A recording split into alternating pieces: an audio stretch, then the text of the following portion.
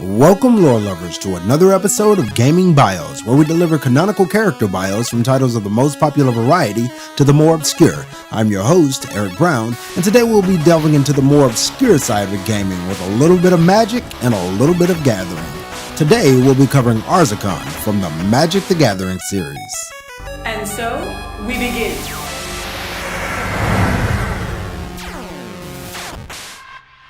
Have you never heard of the demon planeswalker Arzakon?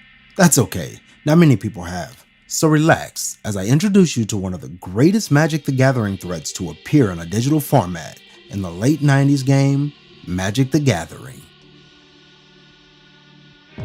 Released in April of 1997, Magic the Gathering was a single-player digital collectible card game released by Micropose. Yes, that's the same Micropose responsible for such titles as the Early Civilization, XCOM, and the Railroad Tycoon series. This company is the backbone of many titles we've come to know and love today in their modern forms. 1997's Magic the Gathering is commonly referred to as Shandalar to better distinguish it from the collectible card game that was released in 1993. And the reason the game is referred to as Shandalar is because that is the plane in which the game takes place on. A plane being a planet or a pocket universe and a multiverse that planeswalkers like Arzakon can freely travel amongst. Still with me? Now, demons are quite prevalent in the Magic the Gathering cosmos, with over 150 printed in the card game itself. They're often presented as adversaries and always quite evil, and Arzakon is no different. The basic premise of Shandalar is that you, the player, must confront and defeat the 5 guild lords of the plains of Shandalar that have been corrupted by the demon Arzakon. Each guild lord representing a color in the Magic the Gathering card game: white, blue, black, red, and green. Colorless artifacts are also in the game, but there's no mage to represent them. You're given a starter deck to play with and duel other mages throughout Shandalar. These smaller mages allow you to acquire anti-cards, cards you essentially bet with, and if you win, you can add those cards to your deck or sell them in the market areas throughout the map. And that's just a small portion of the game. There are dungeons you can fight in and gain treasure to buy better cards, wandering monsters that you can duel such as dragons and djinns. You can create pre-made decks to upload. You can even customize your own appearance in Shandalar. Do you want to look like a cat person with horns? No problem. And all of this in a game from the late 1990s that was far ahead of its time, which was something that Micropose was known for back then. As you grow in power in the game, you must duel the 5 mages before each one establishes a mana link in Shandalar.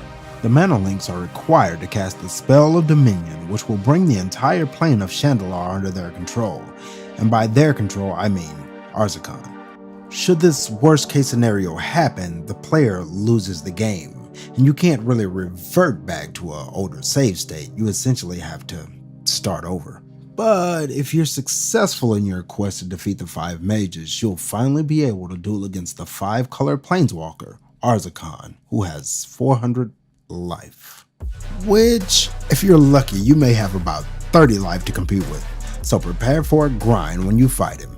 If you do end up defeating Arzakon, you banish him for the number of years equal to the negative life you put him at. So, aim for the stars. After all, you don't want this demon overlord returning after a year for another duel.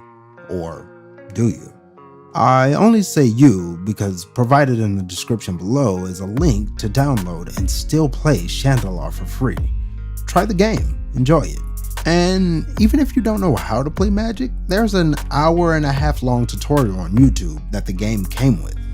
Everything you'll ever need, and it's taught by wizards. We'll try to include that one in the description as well.